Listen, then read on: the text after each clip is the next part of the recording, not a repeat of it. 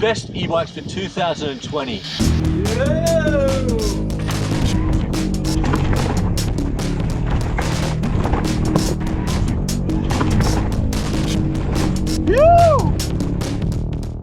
Raiders, welcome back to Sam's Bikes, where you know we only talk e-bikes, and I am a lucky guy this year in 2020. I've ridden lots of e-bikes, and we're going to do a nice cold last ride of the year. I'm going to talk about the best bikes I've ridden, and then we're going to have a beer at the end, so let's get to it. Okay, so 10 e-bikes I got to test and ride in 2020. I'm going to go through all of them. I'm going to pick my faves. And if I could have one bike, what bike it would be. Oh, this is super nice. Okay, so this is the last ride of the year. And we're riding in snow. We're about an hour north of Madrid in the Sierra de Madrid again. And super beautiful. And if you've never ridden in snow, there's actually more traction than you think. But also there's icy sections, so you really need to be careful. And I thought I'd take the last ride of the year to talk about, first of all, massive thanks to everyone that's been following the channel, supporting the channel, buying t-shirts, doing all that stuff. We had 1.3 million views in 2020. Which is amazing.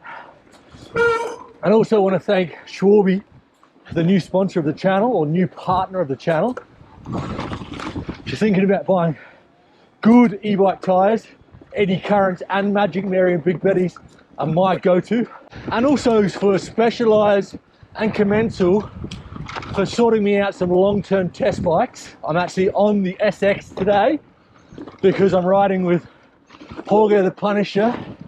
And you can do it on the SL, but you definitely suffer. All right, so the first bike we're going to talk about is the big monster truck from Specialized, the original big e-bike, the Kenevo 180. It's got the Bros Mag S motor, 700 watt battery. I rode it for one day in Adelaide with Julian, Dominic, and Adventures with Warby. We did about 50 Ks, and wow, what a bike, what a fun bike. It basically turns you into a downhill World Cup rider. So right, I've got to keep my wits about myself on this stuff. It's got traction, just in some spots it's got ice as well. And it's one of those bikes that you hop on and you feel at home. Allows you to ride above your pay scale.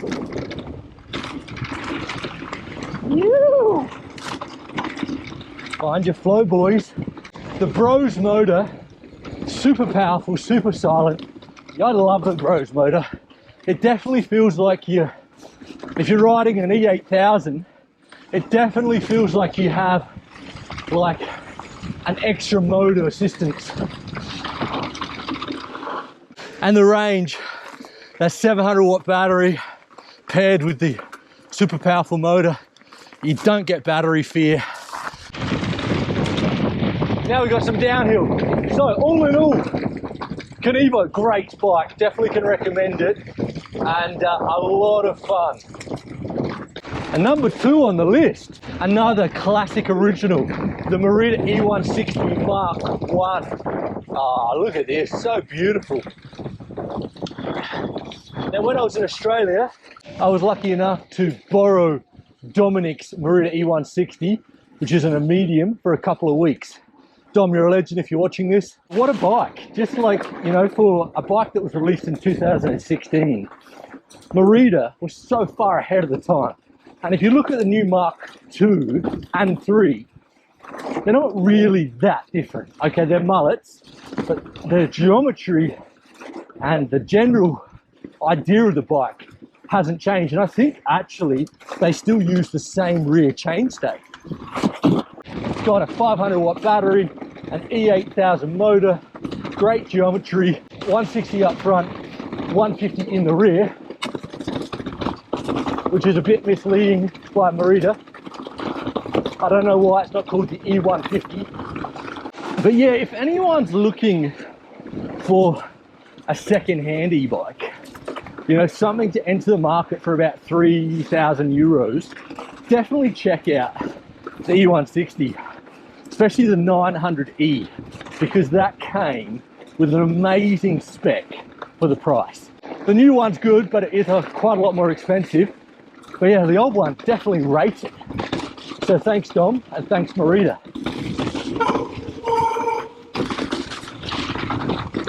Ew.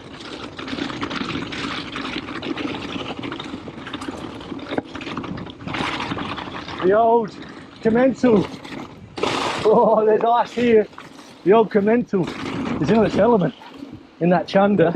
I have paired now the Commencal with an Industry 9 grade 300 rear wheel, and it has seemed to take away a fair bit of that clunking noise. It's not fully gone, but it has taken a bit of it away. Right, I just want to mention pretty much every bike I'm talking about here I've done a full long-term review of. So head over to Sam's Bikes, make sure you subscribe and check out all the videos, because I go into way more depth on each bike. And now on to the Giant Rain E. So I rented the Giant Rain for 4 days over Easter from Wheel Rides, a great e-bike shop in Adelaide. And you know, Will said, oh, why don't you take the Giant? And I was like, you know what? I don't really like Giant. Just something about the brand, I'm not digging it. And let's be honest, the bike's not much of a looker. Anyway, I jumped on the bike. It's 160, 170, I believe, running on 27s with a Yamaha motor and a 500 watt Yamaha battery. As soon as I jumped on the Giant, I kind of fell in love. It's a big bike. I mean, it felt super similar to maybe the Commencal SX or the Evo, which I didn't think it would, but yeah, man, it's a really nice bike. Definitely in its element going downhill and hard enduro. I wasn't a massive fan of the motor,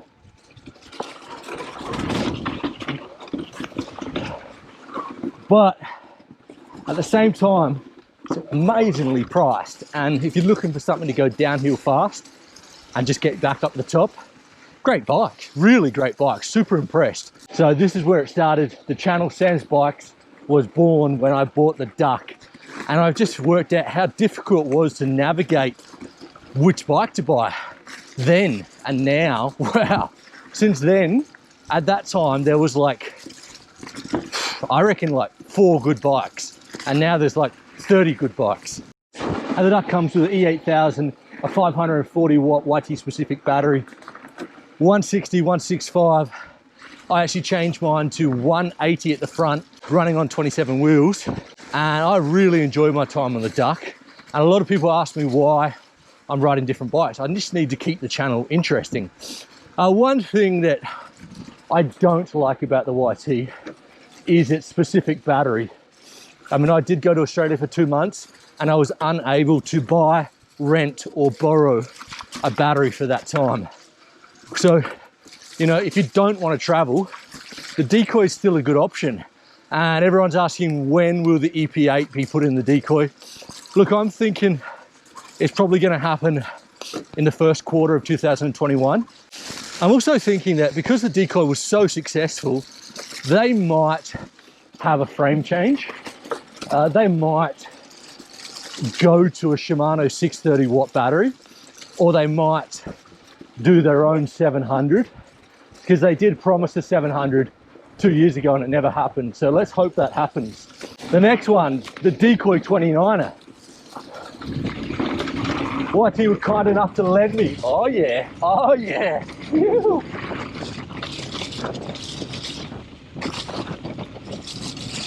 I did about 1,200 kilometers on that bike, and great bike. Similar to the mullet.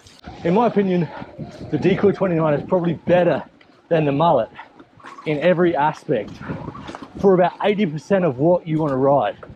But that last 20%, when it's steep and gnarly, you want more suspension and you want more confidence. For me, with the 27 at the back, I can sit more off the back of the bike, and when it gets steep, I feel more confident. And the next one, Commencal Max Power. This is running on 27 wheels, a hardtail from Commencal, and it's got a Shimano E7000 motor, and it's a lot of fun. It's a little bruiser. If you are someone that kind of is a little bit curious and wants to, you know, dip your toe in the water and try it out without dumping a load of cash, and you have already your enduro or downhill rig, it's definitely a lot of fun. It can do everything. Yep, you need to slow it down, but it definitely can do everything. A good fun bike. And now on to my probably least favorite e-bike for 2020, the Santa Cruz Heckler. Look, I only got to do about half an hour riding on it, and it was an extra large, and I just wasn't that impressed. I found it a bit nervous, like the front end wandered, and it just wasn't really up to scratch that I thought Santa Cruz could make. And I was right, because look at the new Bullet. The Bullet has to be, in my opinion, one of the best e-bikes released in 2020. So yeah, I wasn't that impressed with it. But yeah, granted, probably wasn't set up right. And maybe if I had more time on it and it was my right size, because it was an extra large, maybe I would have liked it. And we'll talk very quickly about the Highbike Enduro X-Duro. I actually rode that in December of 2019. It has the big TQ motor with 120 Newton meters, 180. It's like 28 kilos, really long chainstay. I enjoyed the bike. It was a lot of fun, that power, and very manageable. More fun climbing than it was going downhill. Unfortunately, it used a lot of battery. And if you're going to buy that bike, you're definitely going to want to get an extra battery for it. I think maybe it used so much battery because it's so much fun to be in the turbo setting, the high setting. But yeah, interesting bike, super beautiful bike. It's probably for someone that that likes technology and likes to have something really powerful. And onto the Specialized Levo SL. I've had the SL for about 3 months now, probably done about 1200 Ks. I'm very much ready to do my long-term review. I love the SL. It's such a fun bike. It's probably the best bike I've ridden. Yeah, you need to be fitter. You definitely suffer more on it. It's not for everyone, but for me, just such an amazing bike. 150 suspension, but it feels more like 170. It's a very capable, very stable bike. And having short chainstays at 437, I just found the bike super flickable, so much fun to ride and ride fast. I've actually put lots of PBs on trails on that bike over the Decoy, so that says a lot. You know, my Decoy was a big bike, and yeah, so definitely love the SL. And onto the last bike, the last downhill. Phew! I am on the SX right now, the last bike of the year I'm testing, and I am really enjoying the SX as well. It's going to be my big sort of downhill enduro rig for 21, and it's got, whoa, the back end went out there.